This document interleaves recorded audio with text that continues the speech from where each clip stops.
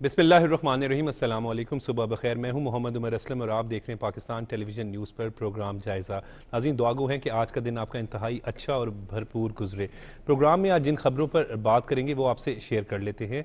मोहम्मद नवाज शरीफ एक दफ़ा फिर पाकिस्तान मुस्लिम लीग नून के सदर मुंतखब हो गए। कल फ्लैटिस होटल में इस हवाले से तकरीब मुनक्किद की गई, जबकि वज़ीर आज़म मियाँ मोहम्मद शहबाज शरीफ का पाक फ़ौज को खराज तहसीन। और आज के प्रोग्राम में सदर मुस्लिम लीग नून मियाँ मोहम्मद नवाज शरीफ का पार्टी के जनरल कौंसिल से खिताब। मोहम्मद नवाज शरीफ ने मुस्लिम लीग नून के रहनुमा और कारकुनों की कुर्बानियों का एतराफ़ भी किया और उनको खराज तहसीन भी पेश किया। इन टॉपिक्स पर डिस्कशन के लिए स्टूडियो में मौजूद मेहमानों से आपका तारुफ करवा दें। मुस्लिम लीग नून के रहनुमा सूबाई वज़ीर सरदार रमेश सिंह अरोड़ा साहब हमारे साथ मौजूद हैं। सरदार साहब, बहुत बहुत शुक्रिया वक्त देने के लिए। Thank you. सीनियर सहाफ़ी तजियाकार जाहिद हफीज़ चौधरी साहब हमारे साथ मौजूद हैं। सर, आपका भी बहुत बहुत शुक्रिया वक्त देने के लिए। बहुत शुक्रिया उमर साहब, आपने फिर याद किया हमें। सर, सरदार साहब, कल लाहौर में एक होटल में तकरीब मुनक्किद हुई और जिसमें मियाँ मोहम्मद नवाज शरीफ साहब जो है वो एक दफ़ा फिर पार्टी सदर मुंतखब हो गए। बड़ा जोश व खरोश था कारकुनान में। वज़ीर आज़म मियाँ मोहम्मद शहबाज शरीफ साहब भी मौजूद थे। वज़ीर आला पंजाब मरीम नवाज साहिबा, हमजा शहबाज साहब समेत आप भी वहाँ पर मौजूद थे। कैसे देख रहे हैं बतौर पार्टी को एक दफ़ा फिर अब मुस्लिम लीग नून की सदारत संभाली है? थैंक यू वेरी मच जी उमर भाई, आपने मौका दिया। एक तो कल हम सब ने मिल के यौम तकबीर मनाया और 28 मई 1998 को सब पाकिस्तानियों ने मिल के, और हमारी हुकूमत थी मियाँ नवाज शरीफ साहब ने, क्योंकि हुकूमत में जब ये फैसला हुआ कि अगर भारत ने 2 एटमी धमाके किए तो हम 5 एटमी धमाके करके उनका जवाब देंगे जी, और पाकिस्तान को नाकाबिल तस्खीर बनाया। कल पूरी दिफा को नाकाबिल, तो जो कल पूरी कौम ने इस दिफा का जो हमने एक बेड़ा उठाया था कल उसको सेलिब्रेट किया। अब आते हैं मियाँ साहब की तरफ जी। आपको याद है 2016, 17, 18 में जिस तरीके की एक वेव चली और इस वेव में एक अच्छा खासा मुल्क जो साजिशें की गई अंडर द लीडरशिप मियाँ नवाज शरीफ साहब तरक्की की तरफ जा रहे थे। दहशत गर्दी के खिलाफ बड़े हम पुरजोश थे। हमने एक पूरी वेव चलाई, दहशत गर्दी को खत्म किया, कराची के हालात बेहतर किए, पाकिस्तान के अंदर इकोनॉमिक स्टेबिलिटी आई, लोड शेडिंग का खात्मा किया। वो जो हम मैनिफेस्टो लेके आए थे 2013 में, लेकिन 2016-17 में जो एक कैंपेन लॉन्च हुई, आपको पता है जिस तरीके से वो पूरा, उसको मैं दोबारा नहीं दोहराना चाहता जी। फिर मियाँ सबको PMLN की सदारत से हटाया, पहले वजीर आजम के ओहदे से हटाया, फिर सदारत से हटाया। तो ये एक जो मुल्क एक अच्छी खासी डगर पे चल रहा था, एक प्रोजेक्ट के चक्कर में इस सारे को हर चीज़ का बेड़ा गर्क कर देगा जी। कल दोबारा मियाँ मोहम्मद नवाज शरीफ साहब को पाकिस्तान मुस्लिम लीग नून के सब ने मिलकर दोबारा सदर नामजद किया है और वो सदर मुंतखब हुए हैं। और मैं समझता हूँ कि उनके आने से पार्टी में दोबारा जान आई है, क्योंकि जो वर्कर है पार्टी का वो चाहता है कि मियाँ नवाज शरीफ साहब खुद आए, पार्टी की बागडोर संभाले। इसका मतलब ये नहीं है कि मियाँ शहबाज शरीफ साहब की सदारत में पार्टी फ्लरिश नहीं करती। सर्टनली मियाँ नवाज शरीफ साहब की पर्सनैलिटी का अपना एक करिश्मा है, लोग उनको देखना चाहते हैं, लोग उनकी एक नज़र, एक झलक देखने के लिए। कल वज़ीर आज़म मियाँ मोहम्मद शहबाज शरीफ साहब ने भी कहा कि एक अमानत थी, मैंने वापस कर दी। तो जी मुबारक हो तमाम पाकिस्तान मुस्लिम लीग को। और मैं समझता हूँ कि मियाँ साहब के आने से पार्टी में दोबारा जान आएगी, पार्टी दोबारा खड़ी होगी, पार्टी रीऑर्गेनाइज होगी और नए चेहरे आएंगे। और खासकर जिस तरीके से मरीम नवाज शरीफ साहबा पार्टी की जब से वो बनी हुई हैं, अपना सीनियर वाइस सदर भी बनी हुई हैं और को चीफ ऑर्गेनाइजर भी बनी, उनके आने से आपने देखा इलेक्शन से पहले जिस तरीके से बीबी साहबा बड़ा बेहतरीन अंदाज में और फिर इलेक्शन के अंदर खासकर जिस तरीके से यूथ को इन्वॉल्व किया, माइनॉरिटी को इन्वॉल्व किया। आपने देखा माइनॉरिटी उससे पहले उस तरीके से, तो मैं अपना जनरल सेक्रेटरी हूँ, मरकजी जनरल सेक्रेटरी हूँ माइनॉरिटी विंग का, बट बीबी साहबा ने खुद आकर उसका बेड़ा उठाया और रीऑर्गेनाइज किया। माइनॉरिटी की 40,000 के करीब लोग माइनॉरिटी के उसके अंदर रजिस्टर्ड हुए, लाइकवाइज यूथ की बहुत बड़ी तादाद, खवातीन की बहुत बड़ी तादाद।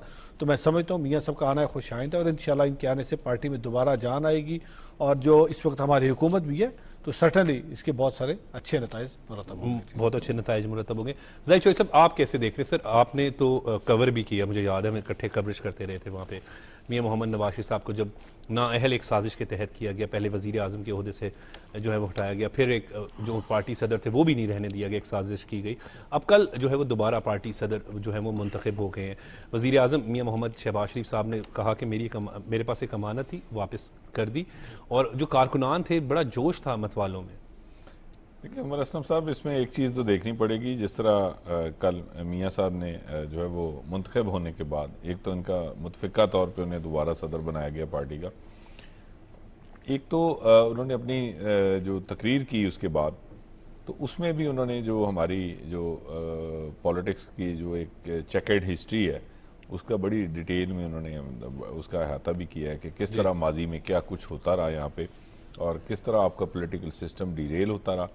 और एक चीज़ तो वाज़े और साबित हो गई कि इन चीज़ों के जो है वो नुकसानात ही हुए हैं हमें, और इन तजर्बात से हमने जो है वो कभी फ़ायदा नहीं उठाया। ठीक। और दूसरा, जिस तरह मियाँ नवाज शरीफ साहब की अभी बात कर रहे हैं सरदार साहब भी, कि उनकी पार्टी को बहुत वो इसका फ़ायदा होगा, बिलाशुबा होगा, लेकिन ये आपकी पॉलिटिक्स को बहुत स्ट्रेंथन करेगा। देखें, अगर आपने सियासी कल्चर को फ़रोग देना है तो हमें फिर जो है वो ये चीज़ माननी पड़ेगी कि इस तरह के जो फेम के हामिल जो आपके लीडर्स हैं नेशनल लेवल के, उनको माइनस करके आप पॉलिटिकल कल्चर को फ़रोग नहीं दे सकते, आप डेमोक्रेसी को स्ट्रेंथन नहीं कर सकते।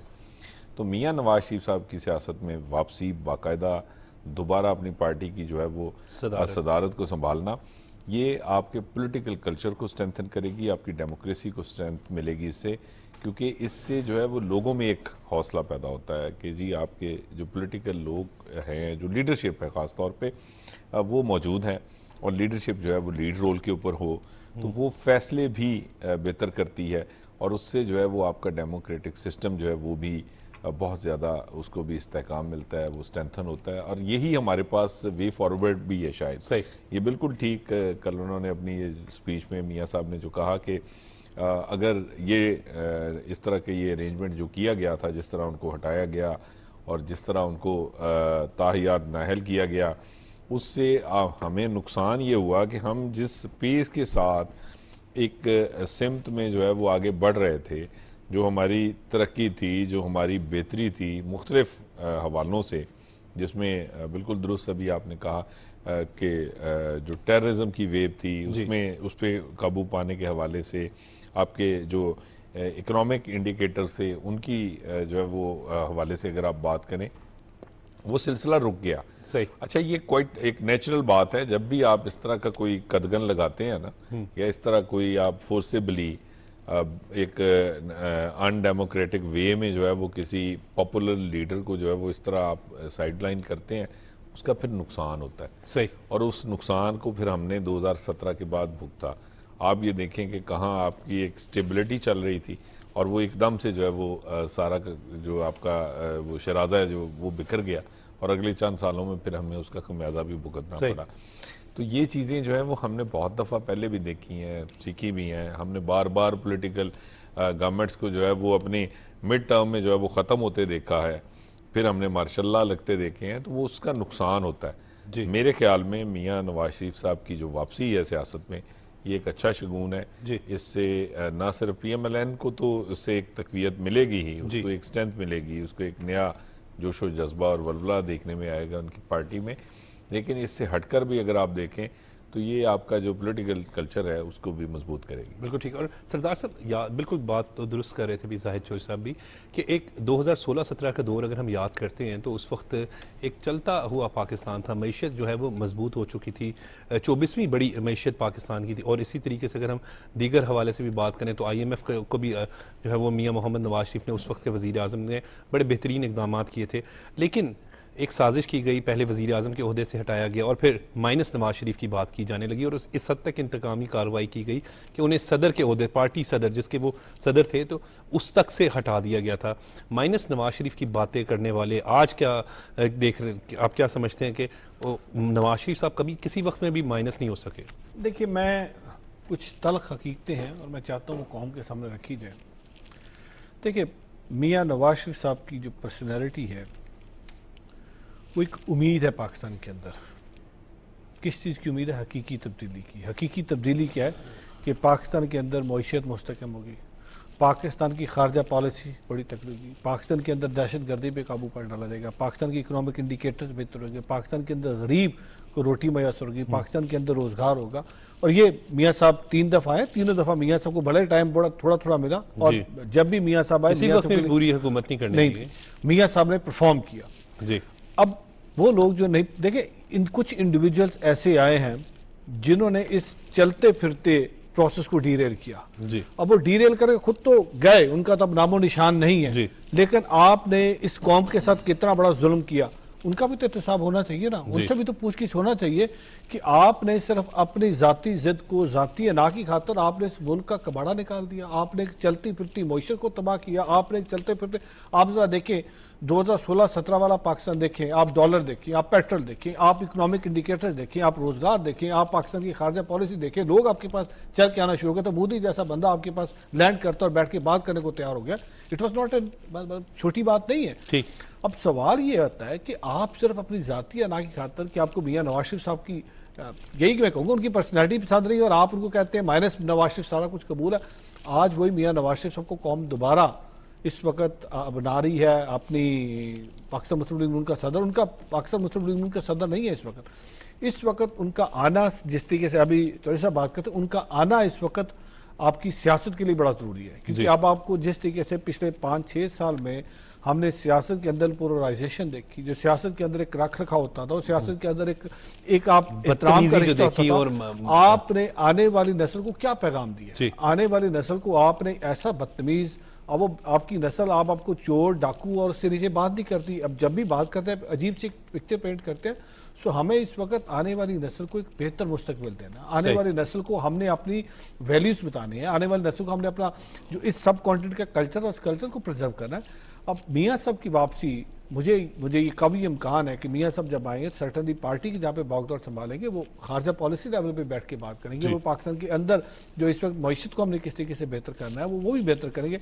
इस वक्त हमारी हुकूमत है पंजाब के अंदर जी, हमारी हुकूमत है इस वक्त सेंटर के अंदर, और मुझे बड़ी कभी उम्मीद है वहाँ पे हमारी कोalition गवर्नमेंट है, दो हमारे साथ कुछ और भी पोलिटिकल पार्टी जिनके साथ मिलकर काम करें, बट मेन क्योंकि प्राइम मिनिस्टरशिप हमारे पास है, तो मुझे बड़ी कभी उम्मीद है कि मियाँ साहब के आने से तब्दीली आएगी और वो हकीकी तब्दीली आएगी, वो तब्दीली नहीं जो कंटेनर पे आएगी। पंजाब के अंदर आप देखें अभी आए हुए हमें सिर्फ 3 महीने हुए, सही 3 महीनों के अंदर मरियम नवाज शरीफ साहबा जो विजन लेके आई थी। अच्छा, कंटेनर की बात, क्योंकि ज़ाहिर सभी हेल्थ को बड़ा अच्छा समझते हैं, तो वो वज़ीर आला पंजाब मरियम नवाज साहिबा ने कहा कि कंटेनर जो कि बानी पीटीआई जो है वो जलाओ घिराव के लिए इस्तेमाल करते थे, उन्हीं कंटेनर में फील्ड हॉस्पिटल जो है वो बना दिए गए और क्लिनिक ऑन व्हील्स जो है एक सिस्टम जो हेल्थ के हवाले से किया गया। तो उसी कंटेनर का नेगेटिव इस्तेमाल भी हो सकता था, वो किया पीटीआई ने, पॉजिटिव आपने कर लिया। देखिए हम तो यही कहते हैं कि ना सिर्फ उन्होंने क्या किया, उन्होंने इस मुल्क की ना सिर्फ मईशत की एंड बजाय उन्होंने इस मुल्क की खारजा पॉलिसी के साथ क्या, उन्होंने किस किस्म के बयान सऊदी अरब के बारे में दिए, उससे पहले किस किस्म के बयान उन्होंने बाकी ममालिक के बारे में दिए। ये वही थे हमारे वो फौजी जो पाकिस्तान की दिफा की अलामत है, जो बॉर्डर्स पे अपनी जानें देते हैं, जो रोजाना की बुनियाद पे हमारे शोहदा की लाशें आ रही होती हैं। आप ये बताएं आपने उनकी शोहदा की फैमिली के साथ क्या किया, आपने उन बेवाओं के साथ क्या? सर्टनली देखे ना।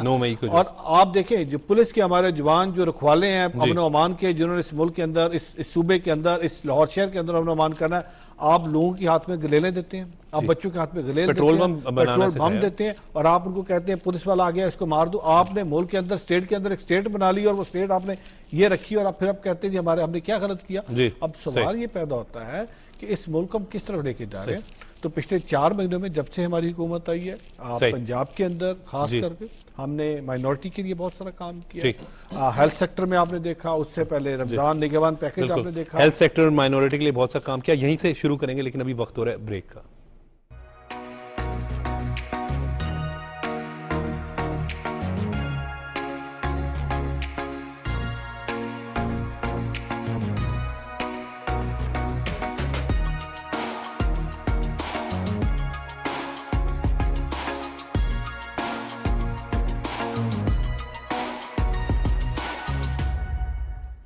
सरदार साहब आप बात कर रहे थे माइनॉरिटी के लिए, आप लोग स्पेशली माइनॉरिटी के लिए खासकर देखें, जिस दिन हमारी हुकूमत आई उन्हीं दिनों में होली आ गई, हमने सब ने मिलकर होली सेलिब्रेट की।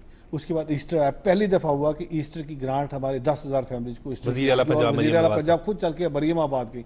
फिर बैसाखी आपके सामने जी, जब मोहतरमा करतारपुर साहब गई, करतारपुर साहब जाके वो खेत जो गुनानंद जी जहाँ पे खुद खेती बाड़ी करते थे 104 एकड़ में, वहाँ पे जाके बीबी साहिबा ने खुद जाके गंदम की कटाई की जी। वहाँ पे हमने उस दिन बैसाखी को सरकारी तौर पे मनाया और पैगाम दिया कि पाकिस्तान का जो मुल्क है यहाँ पे डाइवर्सिटी है, पाकिस्तान के अंदर बसने वाले तमाम पाकिस्तानी बराबर के शहरी हैं, इनका दुख दर्द साझा है।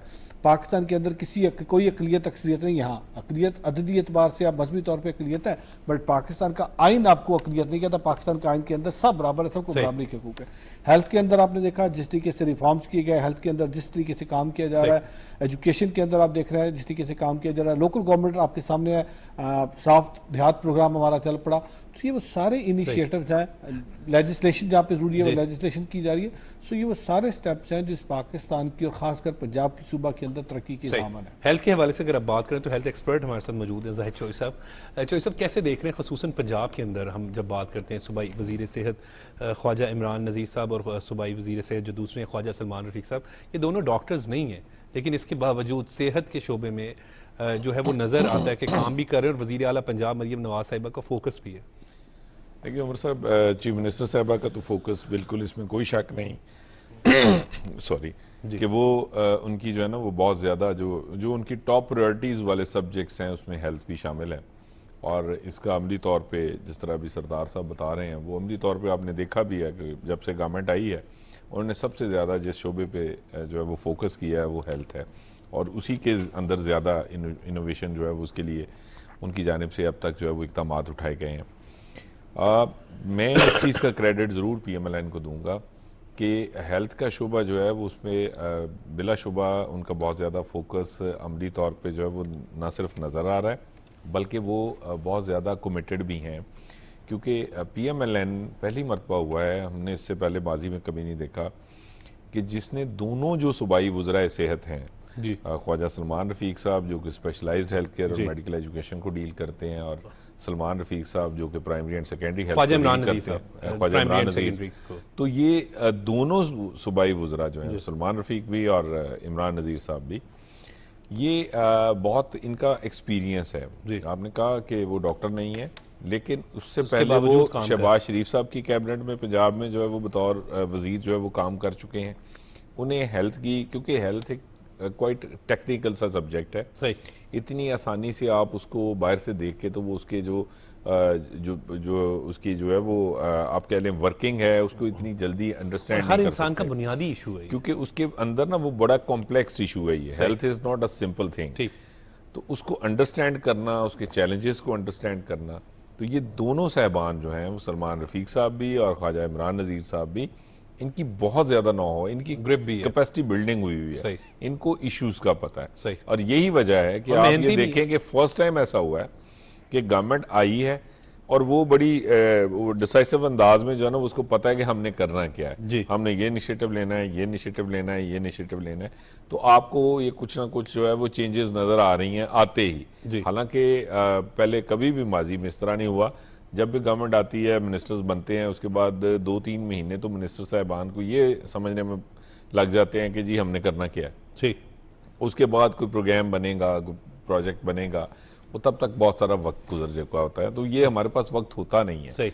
और ये पहली मरतबा है कि आपने स्पेशलाइज्ड लोग जो एक्सपीरियंसड हैं उनको आप हेल्थ में लेके आए हैं, तो इस वजह से हेल्थ सेक्टर में जो है वो आने वाले दिनों में आपको काफ़ी ज़्यादा बेहतरी के जो है वो इम्कानात हैं, बड़े कवी इम्कानात हैं कि इम्प्रूवमेंट आएगी, बेहतर होगा, और उसके लिए उन दोनों मिनिस्टर साहबान भी मेहनत कर रहे हैं, और उनको डेफिनेटली चीफ मिनिस्टर साहबा का जो पूरा एक सपोर्ट भी है, उनका पूरा कॉन्फिडेंस है उनके ऊपर, और वो खुद भी जो है वो इसमें बहुत ज़्यादा जो है वो एग्रेसिवली जो है वो पार्टिसिपेट कर रही हैं हेल्थ सेक्टर के अंदर बेहतरी के लिए, बिल्कुल, तो इससे बेहतरी तो आएगी। बिल्कुल ठीक है। और वज़ीर आला पंजाब पहली खातून वज़ीर आला हैं, और इस हवाले से हम देखते हैं तो हमेशा वो ख़वातीन की फलाह बहबूद के हवाले से जहाँ पर बात करती हैं, वहीं पर अशिया भी पंजाब में सस्ती हैं, खुसूसन 12 रुपये की रोटी मिलना, ये एक बड़ा क्रेडिट है मरियम नवाज साहिबा का। देखिए जी, मैं आपको एक बात बताऊँ, मैं खुद क्योंकि कैबिनेट में बैठता हूँ, मुझे बिलीव जिस तरह गंदम की रेट की बात हो रही, तो विद इन द कैबिनेट बहुत ज़्यादा इस पर डिस्कशन हुई कि जी हमें गंदम खरीदनी चाहिए और ये सपोर्ट प्राइस जो है क्या होनी चाहिए।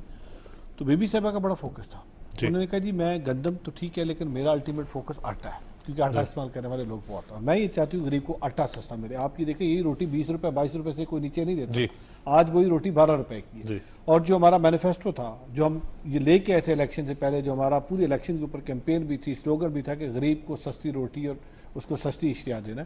अब आप देख रहे हैं ग्रेजुअली जब से हुकूमत आई, आप प्राइस इंडेक्स देखिए, प्राइस ये वो विजन है जो पाकिस्तान मुस्लिम लीग नून के सदर मियां मोहम्मद नवाज शरीफ साहब का कि आम आदमी को रिलीफ मिलना। तो सर्टेनली हमारा इस वक्त पार्टी क्या मियां नवाज शरीफ साहब की क़यादत में मुतहद होकर हम सबका फोकस इस वक्त ये है कि मियां नवाज शरीफ साहब के विजन को हमने किस तरीके से ट्रांसलेट करना इनटू एक्शन। अब उसमें आप देखिए 12 रुपए की रोटी और बाकी जो रोजमर्रा की अशिया है वो सस्ती होना शुरू हो गई है। अब सर्टनली आटा एक ऐसी चीज है, जब आटा महंगा तो उसका इफेक्ट बाकी चीजों पे पड़ता है। तो बेबी साहिबा ने वो जितना प्रेशर था उन्होंने पूरा प्रेशर अपने ऊपर लिया, बट उन्होंने गरीब के ऊपर आंच नहीं आने दी। उन्होंने कहा गरीब को मैंने सस्ती रोटी और सस्ता आटा देना है, उस पर वो डिटर्मिन्ड है, फोकस्ड है। जिस तरीके से अभी थोड़ी देर पहले चौधरी साहब भी बात कर रहे थे, ये आप एक सोच लेके आए। जब आपकी सोच ये हो कि मैंने गरीब की जिंदगी में आसानी पैदा कर दी, जब आपकी सोच ये हो कि गरीब के घर का मैंने चूल्हा जलने देना, तो फिर आप गरीब के लिए काम करते हैं। फिर आप उस वक्त अपनी अना की सियासत सामने नहीं आने देते। फिर आप ये खड़े होकर स्लोगन नहीं मारते कि मैं वापस जाऊंगा तो मैं उसका फलां हीटर बंद कर दूंगा, मैं एसी बंद कर दूंगा, मैं उसका बिस्तर उठा दूंगा। आपको खुदा मौका जब देता है तो मौका इसलिए देता है जब अवाम ने आपको वोट की ताकत से पार्लियामेंट के अंदर भेजा, तो अब जाए फिर अवाम के लिए आसानियां पैदा करें, रादर कि आप अवाम को भूल जाए और आप अपनी जाती अना, जाती पसंद और नापसंद और फिर सियासत सिर्फ इंतकाम की भेड़ के लिए ना करें, आप फिर लोगों की खिदमत के लिए करें। और पाकिस्तान मुस्लिम लीग नून का तो डे फर्स्ट से मौक़िफ़ यही रहा है, और हमारा तो मैनिफेस्टो और हमारी कायद की सोच यही है, कायद का विजन यही कि हमने लोगों की ज़िंदगी में आसानी और उनकी ज़िंदगी में रिलीफ लेके आनी। बिल्कुल ठीक है। और ज़ाहिर चौधरी साहब, अब बात तो एक हकीकत है कि अब मवाजना जो है वो कारकर्दगी की बुनियाद पर होना चाहिए। बदतमीज़ी और जो है वो गालम गलोच का या जो है वो कोई जो जिससे नफरत फैले, वो उन चीज़ों को रद्द कर देना चाहिए। उमर साहब, इसमें ना अनफॉर्चुनेटली ये जो जिस तरह का कल्चर हमारे यहाँ डेवलप हुआ, और हम देखते हैं कि वो खास जमात हमारे यहाँ रीजनिंग ख़त्म हो गई, और रीजनिंग से के साथ आप किसी से आर्गूमेंट नहीं कर सकते। लोग बहुत जल्दी जो है वो बड़े शॉर्ट टेम्पर्ड हो गए हैं।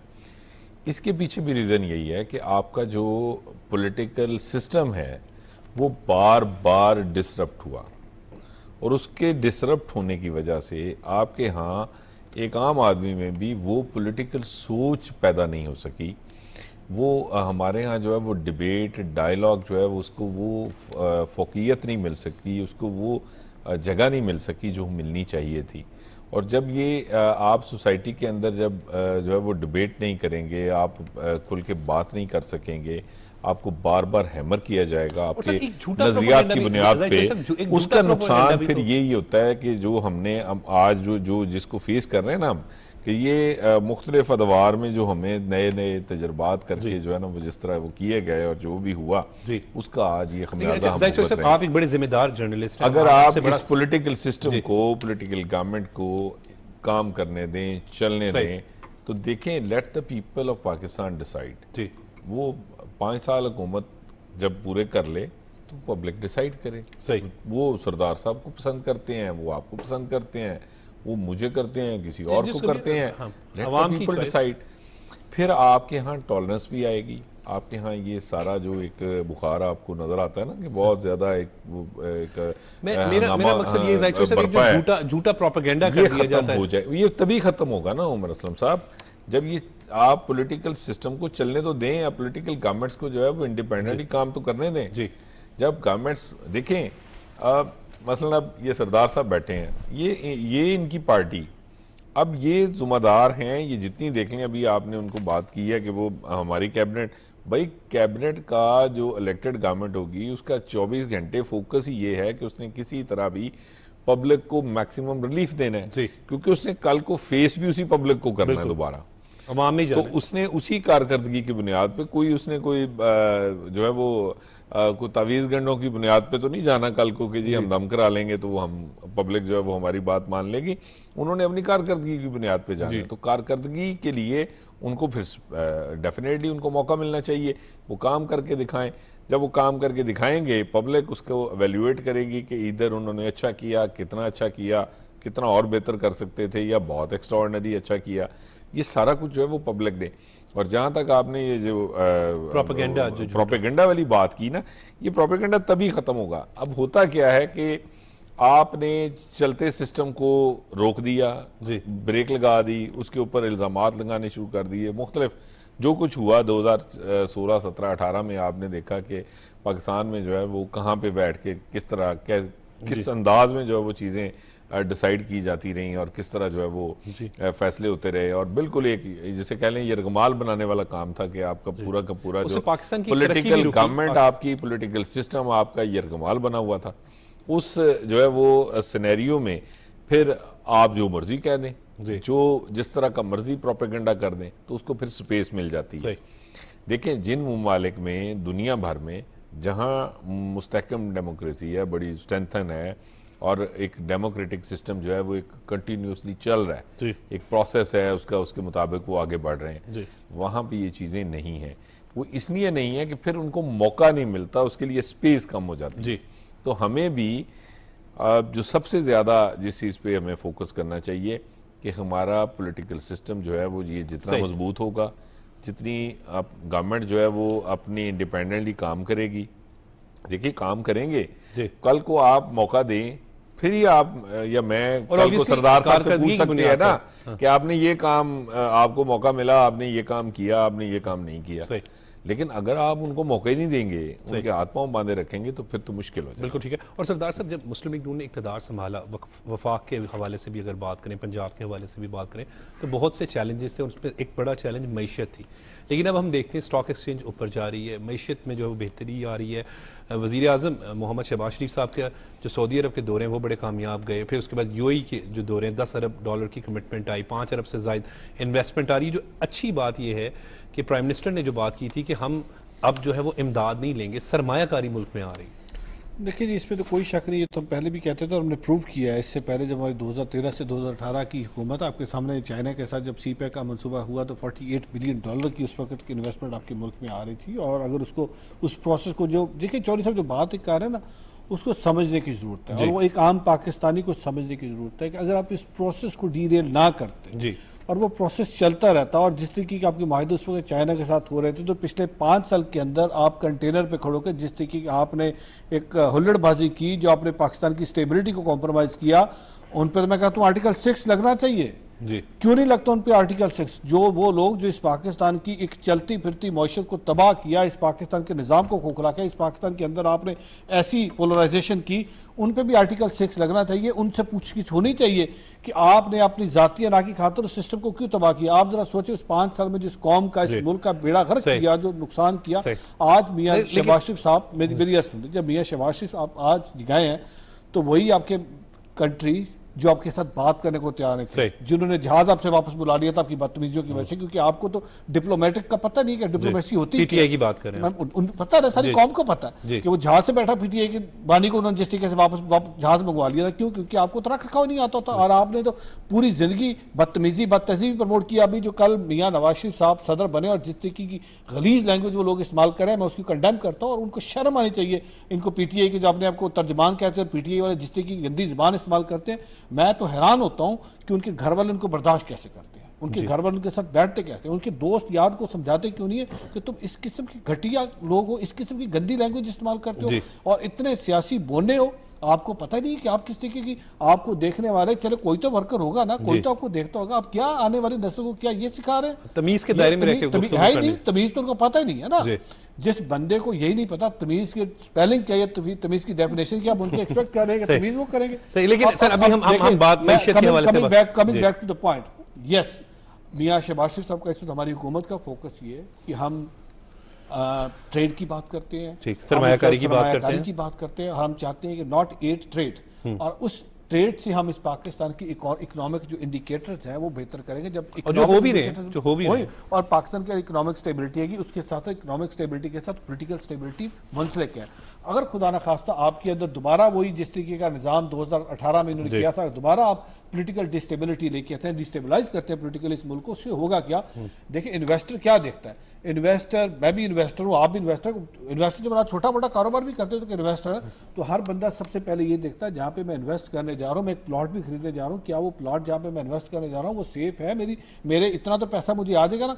तो आप एक्सपेक्ट ये करेंगे जो बड़े ममालिक के सरमायाकार बैठे हुए आएंगे और इस तरह के हालात में वो सरमायाकारी करेंगे, तो ये तो पाकिस्तानी कौम को सोचना है। कि क्या वो ऐसे सियासी बोनों को जो सिर्फ अपनी जाती अनाज, जाती पसंद नापसंद और एक गंदी और भोंडी किस्म की सियासत करके इस मुल्क को स्टेबलाइज करें, हमने उनका साथ देना है या हमने उन लोगों के पीछे चलना है जिन लोगों ने इस पाकिस्तान के अंदर वाकई उम्मीद है तब्दीली की और वो हकीकी तब्दीली की बात करते हैं। तो मुझे बड़ी कभी उम्मीद है कि शहबाज शरीफ साहब जिस तरीके से उनकी पूरी कैबिनेट, अभी वो दोबारा फिर चाइना गए हुए हैं, चाइना जाके वो दोबारा इस वक्त उनके साथ नए मुआहदे करेंगे इंशाल्लाह। चाइना जाएंगे और चाइना जाके इस वक्त एहसन इकबाल साहब मेरे ख्याल कल रात के या चले गए या चले जाएंगे दोबारा, उन्होंने एहसन इकबाल साहब दोबारा जा रहे हैं, जाके उन्होंने चाइना के साथ बैठना है, दोबारा CPEC को रिविजिट करना है, नए मनसूबे साइन करने हैं। और मुझे कभी उम्मीद है कि जिस तरीके से हम लगे इंशाल्लाह अगले 2 से 3 साल में, मैं ये नहीं कहता कि कल हालात बेहतर हो जाएंगे, अगले 2 से 3 साल में जो पीछे हमने पॉलिटिकल और जो इकोनॉमिक हमने लॉस किया है, जो कोलैटरल डैमेज हुआ है, उस पर हम किसी ना किसी हद तक उस पर कंट्रोल डालेंगे। पंजाब के अंदर हमारी हुकूमत, पंजाब के अंदर जितने लोग हैं हमारे, उनको रिलीफ देने की लगी है। ऊपर हमारी जो गवर्नमेंट है ओवरऑल इकोनॉमिक कंडीशन को बेहतर करने के लिए, इकोनॉमिक स्टेबिलिटी लाने के लिए काम करें। अब पाकिस्तानी कौम का ये फर्ज बनता है, सही मेरी उनसे गुजारिश है, खुदारा आए और पाकिस्तान के अंदर पोलिटिकल स्टेबिलिटी में अपना रोल प्ले करें। पाकिस्तान मुस्लिम लीग नून जो है वो अवाम की खिदमत कर रही है और अवाम को रिलीफ देने के लिए कोशिश कर रहे हैं, ये कहना है सूबाई वजीर सरदार रमेश सिंह अरोड़ा का। प्रोग्राम का सिलसिला भी जारी है लेकिन वक्त हो रहा है ब्रेक का।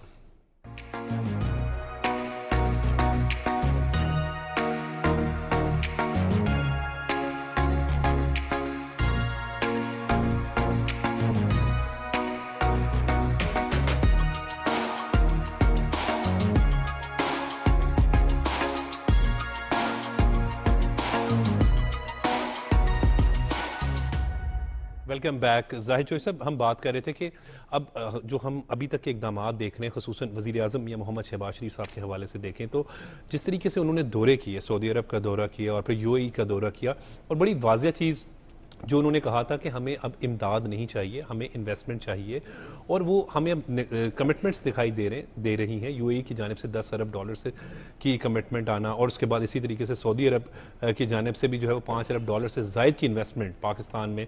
तो ये वो चीज़ें हैं जिसके ज़रिए पाकिस्तान तरक्की कर सकता है, और इन्वेस्टमेंट क्या कारोबार के ज़रिए जब इन्वेस्टमेंट आएगी तो पाकिस्तान में खुशहाली आएगी। उमर असलम साहब, आपकी बात का जवाब देने से पहले ना, वो भी जिस तरह सरदार साहब कह रहे थे कि जो मियां नवाज शरीफ साहब को जो कल सदर बनाया गया तो उसके ऊपर जो जिस तरह की क्रिटिसिज्म, वो अपने जज्बात का इजहार भी कर रहे थे। जी देखिए, मेरे ख्याल में अब ये देखें ना, ये तो एक बिल्कुल इलॉजिकल सी बात है।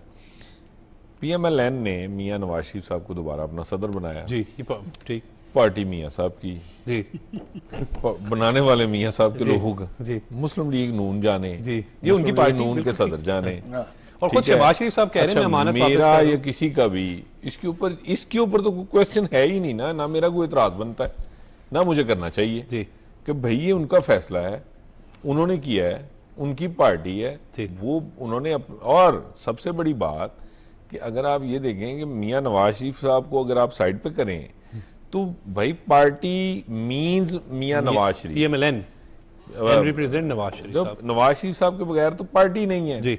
तो वो उनका मसला है, वो उनका अपना इशू है। पार्टी ने मुतफिका तौर पे उन्हें सदर बनाया है, बिस्मिल्लाह जी, बहुत अच्छी बात है, आप वेलकम करें।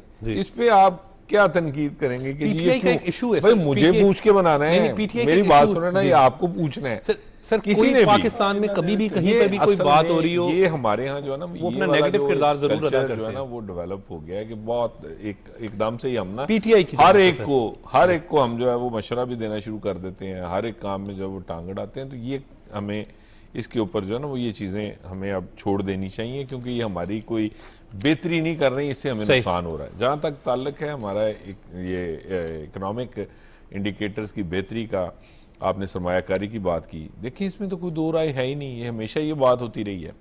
पहली मरतबा है कि SIFC की बुनियाद पे के ज़रिए आपने एक अमली तौर पे पहली मरतबा हमने ये एक स्टेप लिया, एक बड़े लेवल के ऊपर ये डिसीजन किया कि हमने SIFC जैसा फोरम बनाया ताकि हमारी जो इन्वेस्टमेंट का के लिए जो कोशिश है उसको हम जो है वो स्ट्रेंथन कर सकें, स्ट्रीमलाइन कर सकें। जहाँ तक ताल्लुक है कि हमारे यहाँ सरमायाकारी, देखिए हमारा जो पोटेंशियल है पाकिस्तान का, अल्हम्दुलिल्लाह ये जो मुमलकत खुदादाद पाकिस्तान है, इसका पोटेंशियल हमने आज तक अनफॉर्चुनेटली गेज ही नहीं किया जी।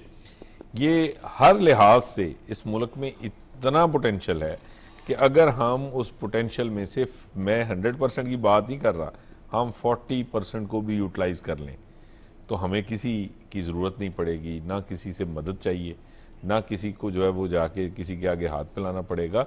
हमें इस पे फोकस करना चाहिए।